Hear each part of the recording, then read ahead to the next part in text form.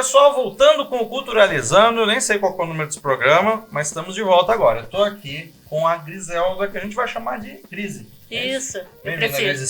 Explica quem é você pra galera aí. Eu sou estudante de jornalismo da Unisagrado e nesse momento estou tendo o prazer de fazer estágio aqui com o Marcos, com o Edson, com o pessoal da RTV Com. Muito bem, bem-vinda. Obrigada. Vamos... Já me sinto bem-vinda. E a gente vai aproveitar e falar sobre o quê? Sobre o Oscar, né? Nosso Oscar 2026. Isso, domingo agora, né? Vai ter a cerimônia e a gente vai falar um pouco sobre isso. Dia 15 de março, em Los Angeles, a partir das 22 horas. Onde vai passar? Vai passar na HBO Max, na TNT e na Globo. Legal, pessoal. Então, se quiser ver ao vivo, confira aí nesses canais. Infelizmente, a RTV Com não tem os direitos do Oscar. Tem que resolver isso aí, hein? Mas é só o começo.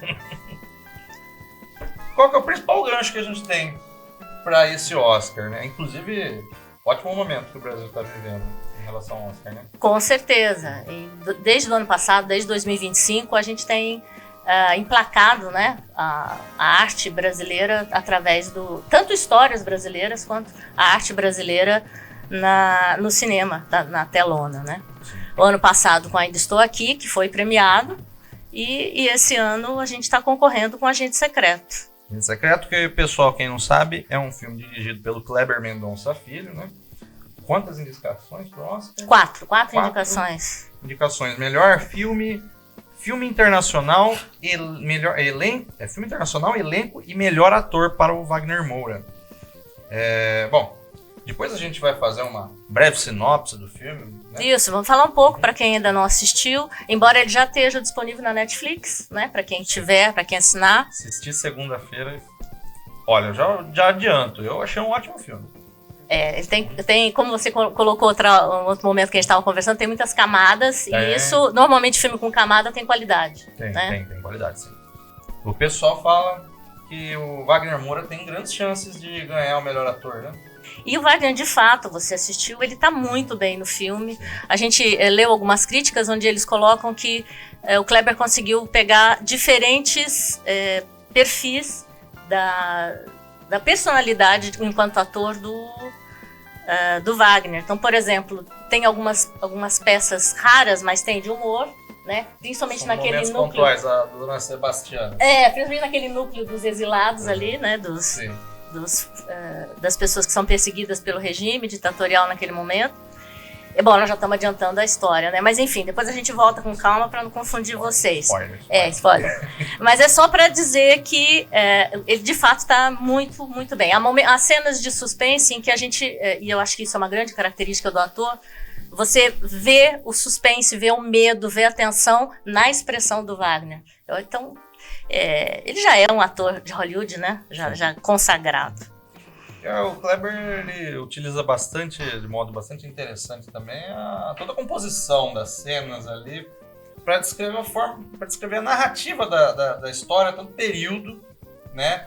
E eu fiquei impressionado com a quantidade de detalhes que tem assim nas cenas, né? Do ponto de vista artístico, técnico, você vai olhando ali, parece que você está vendo em HD uma filmagem dos anos 70. Sim, tem. Tanto de veículo, de roupa, de situações. Tem essa pegada. Cartazes de filme, inclusive o cinema, muito legal. Até a primeira cena, e aí não é spoiler, porque é a primeira cena, né?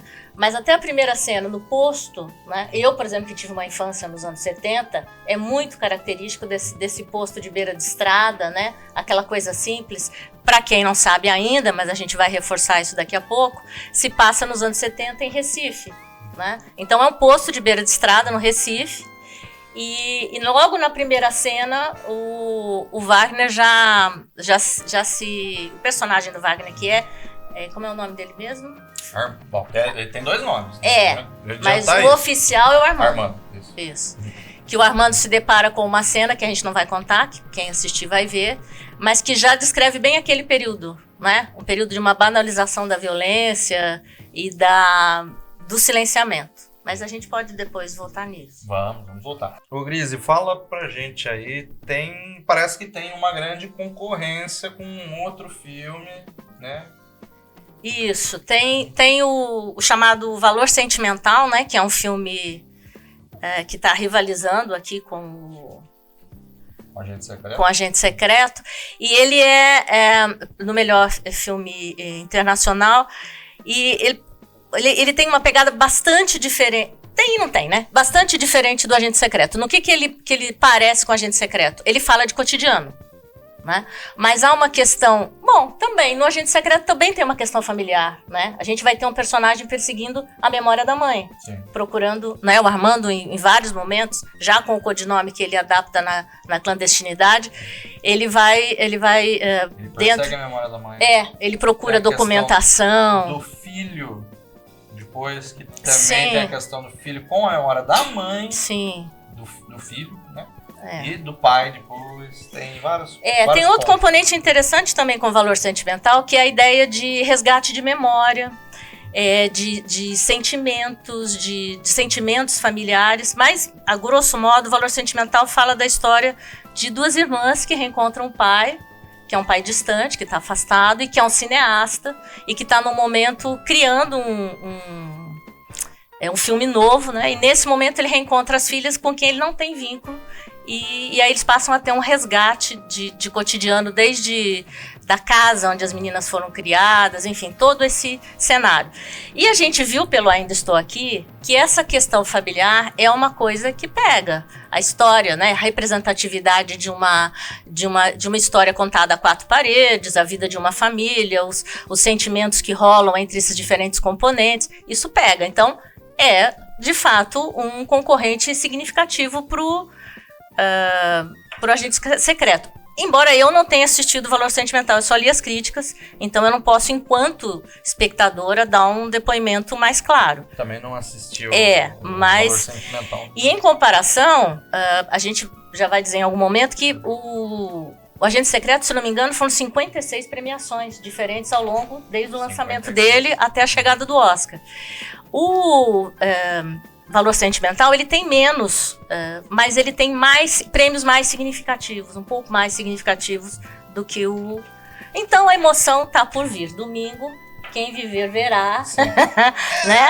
A academia, né? O Academy Awards, né? O Oscar, né? Que a gente chama de Oscar, né?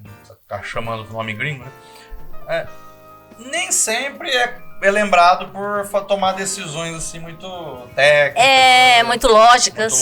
Né? Rola muita coisa. O filme que a gente falou, Valor Sentimental, ele é norueguês, né? Dirigido pelo Joachim Trier. Não sei se eu pronunciei corretamente esse nome dele, mas ele que me desculpe. Bom, o Agente Secreto não tá concorrendo só com o melhor filme, são 4 categorias que a gente falou, né? Melhor filme internacional, melhor ator, melhor direção de elenco. Mas, lembrando que não é a primeira vez que o Brasil concorre ao Oscar. A gente falou do Ainda Estou Aqui, né? E qual que mais? A gente ainda tem o Orfeu Negro, que para algumas pessoas há um debate, porque, embora tenha sido falado em português com temática brasileira, ele é uma produção francesa. E filmado no Brasil, com vários atores brasileiros, mas Exatamente. Você falou, diretor... Mas naquele momento representou um país europeu, né, que era a França. Sim. Então, mas levou o Oscar de melhor. Isso em 1960. Depois, em 93, a gente vai ter a Luciana Arrik, brasileira, nascida no Rio de Janeiro, que venceu o Oscar de melhor direção de arte, e ela é frequentemente citada como a primeira brasileira a ganhar uma estatueta. Mas representando num filme. Em produção estrangeira. Então, de fato, Ainda Estou Aqui é um marco. É um marco, com né? certeza. É uma referência. Só recapitulando, então, para vocês, pessoal, alguns outros filmes que concorreram ao Oscar, foram indicações, filmes brasileiros, mas que infelizmente não ganharam nenhum prêmio, né? Em 63 foi o Pagador de Promessas, o primeiro filme brasileiro a concorrer ao Oscar. Primeira indicação que a gente teve, né? O Quatrilho em 96, você vê mais de 30 anos depois só. O Que É Isso, Companheiro em 98. Central do Brasil, grande filme, né? Infelizmente não ganhou nada. Infelizmente, a fotografia é excepcional. Maravilhoso filme. A atuação também. A atuação de Fernando Montenegro e do menininho que a gente tava falando, o ator, que eu não me lembro o nome dele, infelizmente. Eu falei de 30 anos, mas 33 anos nesse período entre o Pagador de Promessas e o Quatrilho. vale a gente pensar assim. Também, será que tinha algum filme, tirando alguns filmes ali do Glauber Rocha, né, e algumas outras produções esporádicas, né, como eles não usam black tie, alguma coisa assim, Pichote, né? Tentando lembrar de outros grandes filmes produções. Tem poucas grandes produções nesse período. Há de se pensar assim, também numa qualidade geral do cinema nacional que estava em declínio nesse período, né? Sem dúvida, nos últimos, principalmente depois dos anos 2000, há um investimento grande na arte, de uma maneira geral, na cultura, né, brasileira, e acho que se reflete no cinema e nas produções que acontecem. É interessante lembrar, Marcos, que o Que é Ex-Companheiro de 98, ele tem a mesma temática dos dois filmes que agora são premiados. Ele também se passa dentro da conjuntura da ditadura militar, né, que começa em 64 e tem 22 anos de existência dentro da política brasileira, da realidade brasileira. Então, o Que é Ex-Companheiro também tem essa temática, além do Ainda Estou Aqui, e eu diria de maneira tangencial, porque não é exatamente central, o Agente Secreto. Bom, vamos ressaltar então as outras categorias que tiveram indicações, pode ser? De filmes brasileiros, perfeito. Melhor atriz, Fernanda Montenegro, primeira brasileira, como a gente citou, a Central do Brasil. Fernanda Torres, na filha, repetiu, né, com Ainda Estou Aqui. Cidade de Deus, em 2004, também foi o que fez um dos primeiros recordes, foi 4 indicações ao Oscar também, né? Sim. Categoria diretor, Fernando Meirelles, roteiro adaptado, edição e fotografia. Tem outras 2 indicações também, O Menino e o Mundo, indicado como melhor animação, Democracia em Vertigem, né, como melhor documentário, que foi muito divulgado também pelo momento político que estava vivendo naquele momento, e o melhor curta-metragem, Uma História de Futebol, em 2001. Tem outro brasileiro também concorrendo aí com outro filme, que é o Adolfo Veloso, né? Pelo filme Sonhos de Trem. Ele está concorrendo... É uma produção americana, mas é um brasileiro representando, né, o Brasil. Melhor fotografia. Então não é só o Agente Secreto. A gente também tem outra indicação, outra obra indicada. A gente está falando muito de filme brasileiro, mas eu quero falar um pouquinho também de curiosidades do Oscar. Do Oscar como um todo. Exato. Da história do Oscar. Qual foi o ano que começou o Oscar? Então, o Oscar foi criado em 1927. Nós estamos falando aí do começo do século passado. Mas as premiações mesmo começam em 1929. Esse é o 98º Oscar. Quase 100 Oscars. Oscars? Provavelmente, pela língua portuguesa, pela regra seria Oscars. Né? Quem que é o maior vencedor do Oscar? É o Walt Disney, que é o maior vencedor da história com 22 Oscars e 59 indicações. E a atriz Katharine Hepburn detém o recorde de atuação com 4 estatuetas. E a estatueta, qual o significado da estatueta? Bom, a estatueta é oficialmente chamada de o Prêmio de Mérito da Academia. Ela representa um cavaleiro segurando uma espada sobre um rolo de filme, com 5 raios que representam 5 áreas da academia, né? Que são os atores, diretores, produtores, técnicos e escritores. Tá aí, essa nem eu sabia, hein? Eu também não sabia, acabei de ler aqui, gente.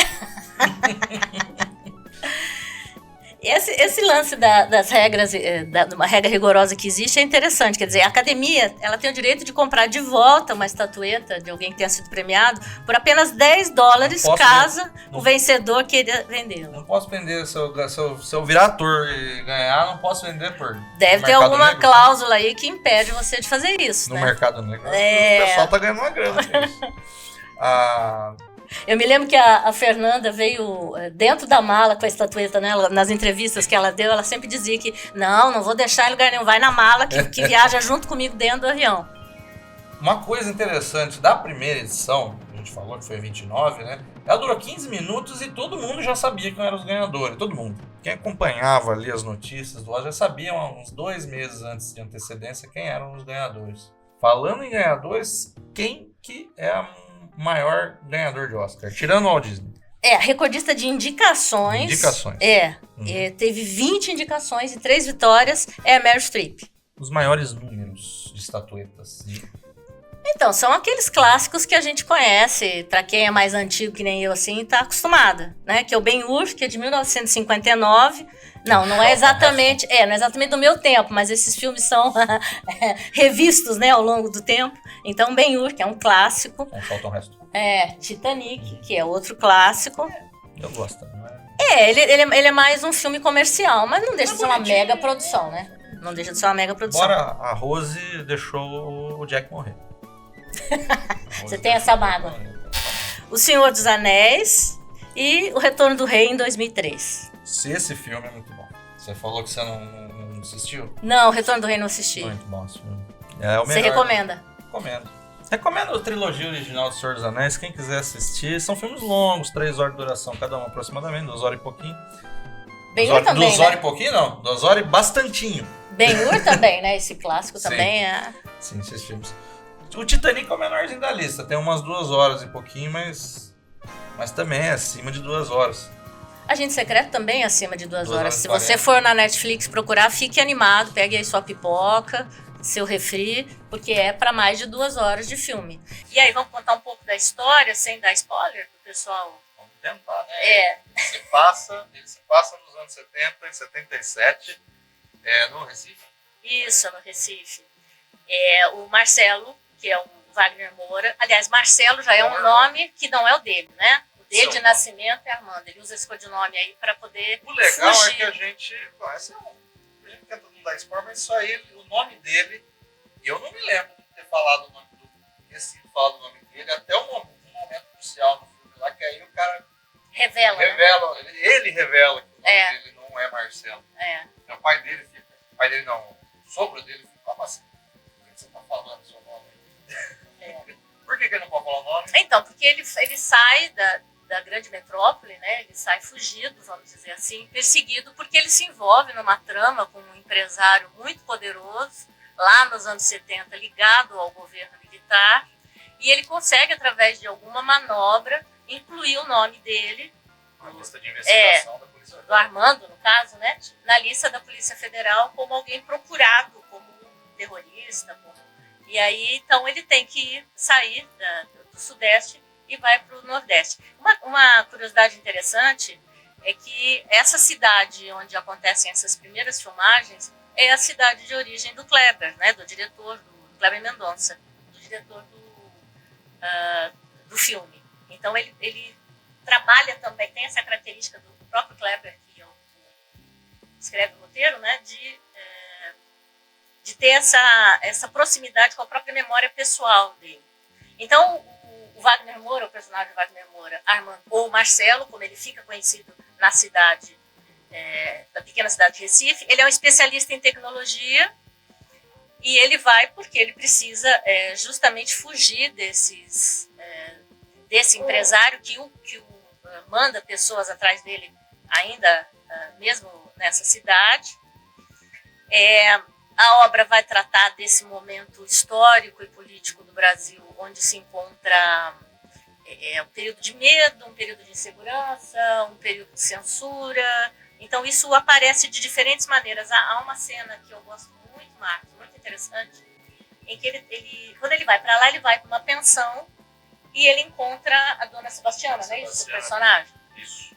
Que inclusive ficou muito famosa na mídia por ser alguém que não era uma profissional da área e foi encontrada pelo Kleber. Ela começou em 2019 no outro filme dele, no Bacurau. Isso. Bacurau não ficou qualquer. E aí, o Kleber tem essa característica, Cidade de Deus também, né? Ele na Cidade de Deus.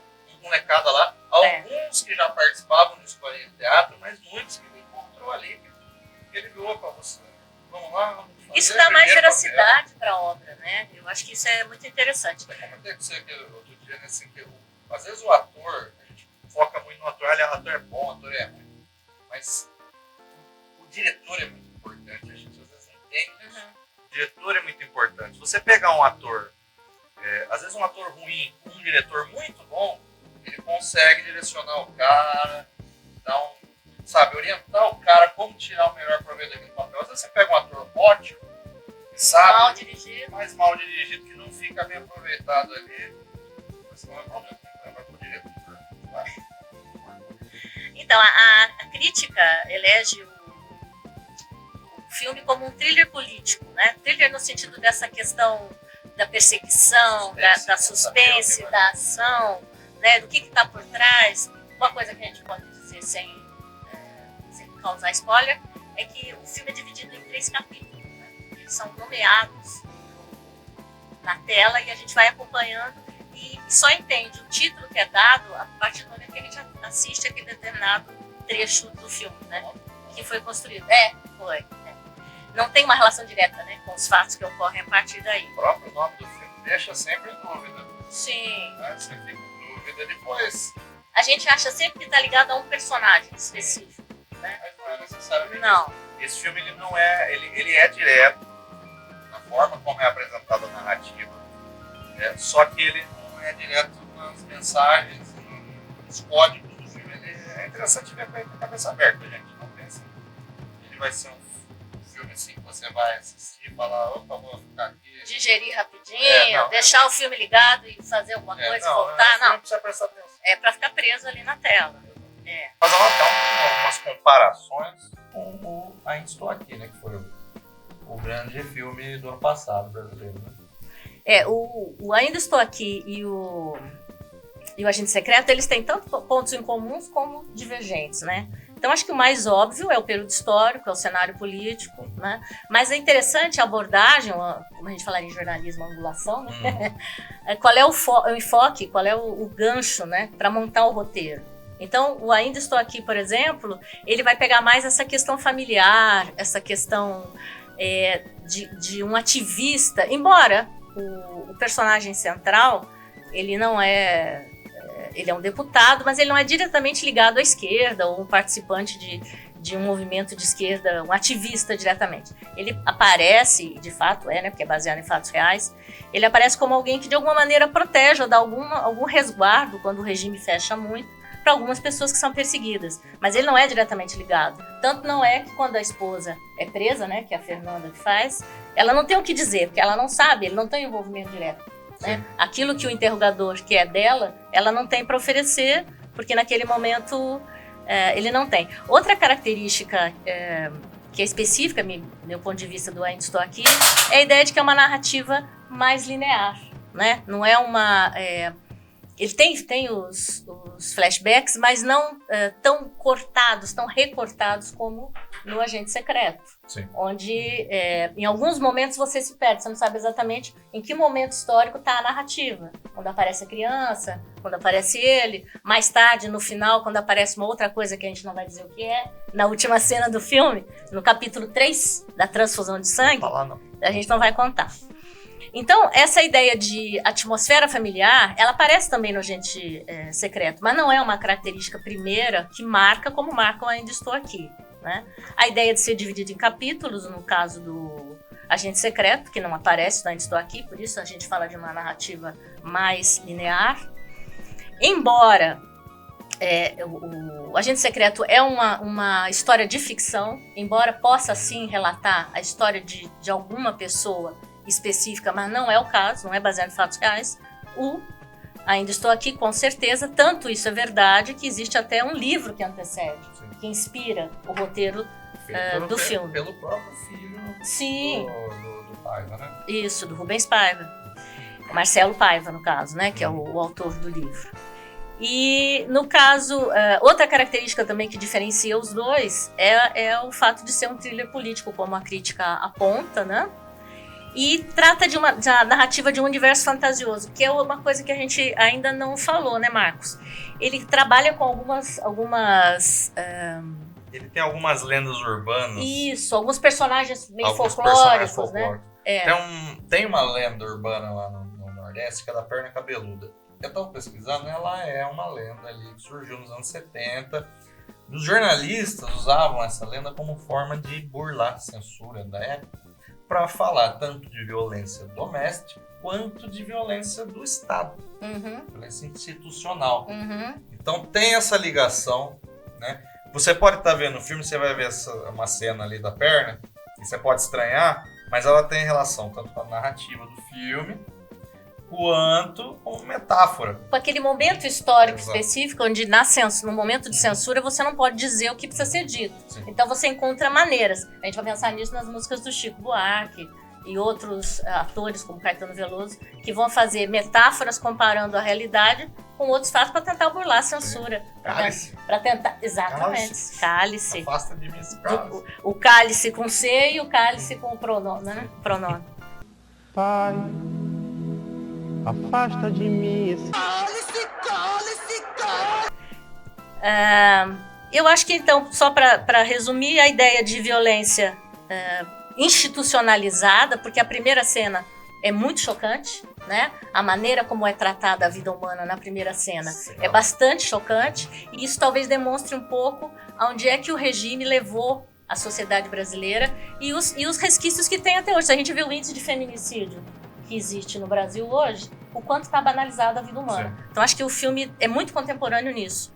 E outra coisa também que eu queria comentar é que a ideia do...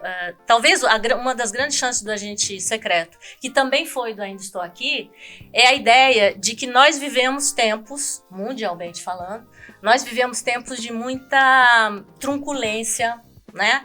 De muita dominação, né? E de muita banalização da violência de fato. A gente vê, por exemplo, a questão palestina.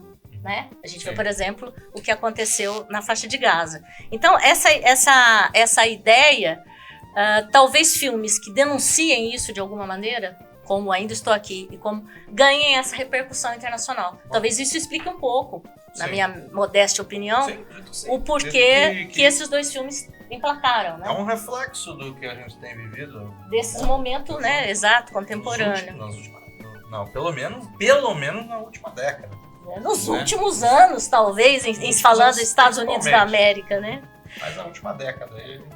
Então ainda tem em comum nas duas narrativas, do meu ponto de vista, a questão da impunidade e a questão do medo coletivo, né? Que a gente vê na pensão, onde ele é hospedado logo que ele chega.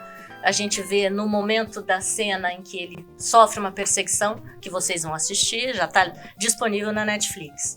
Acredito que seria isso. E aí eu te faço uma provocação. E aí? Ganha ou não ganha? O que você me diz? Eu acho que ganha. Você acha que leva? Eu acho. Eu sou um torcedor pro Brasil, assim, irredutível, sabe? Eu acho que ganha. Eu torço muito, mas não me iludo, porque se a gente pensar num país sul-americano, né, na arte de um país sul-americano, levando 2 estatuetas seguidamente, eu vou ficar imensamente feliz. E vou provar para mim mesma e acho que vai provar para muita gente que o Brasil, de fato, está vivendo um outro momento, né, dentro da cultura. Mas a torcida é grande, estamos firme e aguardando. Tá aí, 15 de março a gente tem a resposta. Isso aí, pessoal. Então, ficamos por aqui, Culturalizando essa semana. Vamos tentar trazer um programa, pelo menos um programa por semana. Não vou prometer nada, mas vamos tentar. Pessoal, muito obrigado. Muito obrigado, Luísa. Foi um prazer, um prazer. Obrigada, Marcos. Valeu aí, vocês que estão acompanhando a gente. Um abraço. Até mais.